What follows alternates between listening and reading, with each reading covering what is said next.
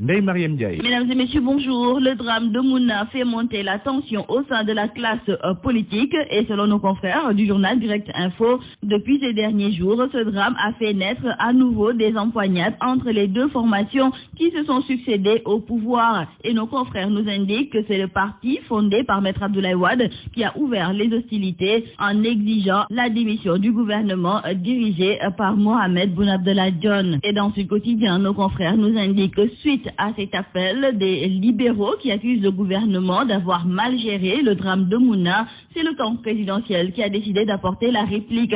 En effet, le camp présidentiel a violemment répondu hier dans un communiqué signé par Moustapha Diakhaté. Le groupe parlementaire de la majorité Benno Bokk Yakaar a ainsi qualifié cette sortie des libéraux de platitude honteuse. Les ignominieuses attaques du PDS contre la gestion du drame de Mouna et de l'accueil des Lyon par le président Macky Sall et son gouvernement sont un monument d'élucubration choquante, vulgaire et honteuse, peut-on lire dans ce communiqué. Et comme si cela ne suffisait pas, Moustapha Diakhaté a tenu à rappeler aux libéraux que c'est sous le magistère de Maître Abdoulaye Wade que l'humanité a subi la plus grande tragédie de l'histoire navale du monde en temps de paix suite au naufrage du bateau le Joola qui a provoqué la mort de plus de 2000 personnes alors qu'il était conçu pour en transporter 550. Dès lors, Moustapha Diakhaté invite les libéraux à adopter la ligne de conduite identique à celle de son opposition d'alors. Restons avec les libéraux car dans le journal Enquête, nos confrères écrivent qu'au Parti démocratique sénégalais, c'est toujours la guerre des tranchées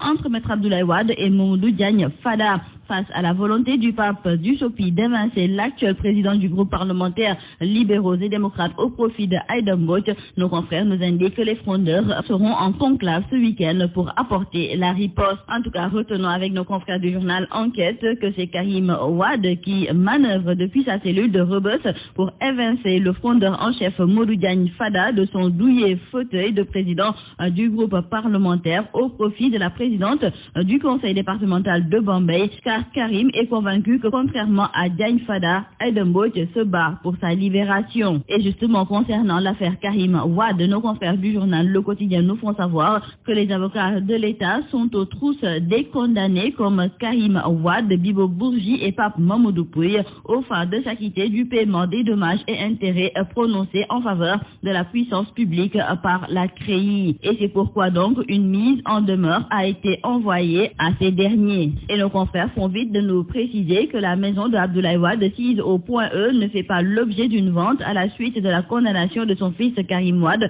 par la CREI. Et donc, les rumeurs qui en faisaient état ne procèdent que de l'intox. Le procès de l'étudiant Mamadou Diop tué en janvier 2012 a été interrompu. Et selon nos confrères du journal L'Observateur qui nous en parle, les deux policiers, Ouagane Souaré et Tamsir Ousmane Thiam, ont sollicité ce renvoi pour commettre des avocats. En effet, l'agent judiciaire de l'État s'est désolidarisé des présumés meurtriers de Mamadou Diop, un fait qui suscite plein de commentaires. C'est une colère noire qui s'est emparée de la famille du défunt érudit de l'islam El Hadj Ibrahima Sakho. En effet, c'est l'implantation d'une unité agro-industrielle de vin à Nguerhor qui soulève l'ire de la famille du défunt Ibrahima Sakho. Et dans le journal Grand Place, nos confrères écrivent que le khalife de la famille s'insurge et interpelle toutes les autorités étatiques et religieuses du pays sur l'urgence d'arrêter cette provocation. Aujourd'hui, la famille se dit déterminée à combattre cette exploitation et par tous les moyens. Et nos confrères nous indiquent même qu'un grand rassemblement sur le site de Feu Ibou Sakho est prévu aujourd'hui. Et nous terminons par le sport. Nos confrères de Jour de Sport reviennent sur l'annulation du match amical Égypte-Sénégal. Et nos confrères nous indiquent que des poursuites sont envisagées contre l'Égypte et l'agent de match. Car la Fédération sénégalaise de football, qui déplore le comportement inacceptable de l'Égypte, prouve que ce comportement ne manque pas de lui causer un préjudice matériel et moral important. Donc, elle se réserve le droit d'y donner toutes les suites indiquées en de telles circonstances auprès des autorités juridictionnelles compétentes de la CAF et de la FIFA. C'est tout à vos journaux et très bonne lecture.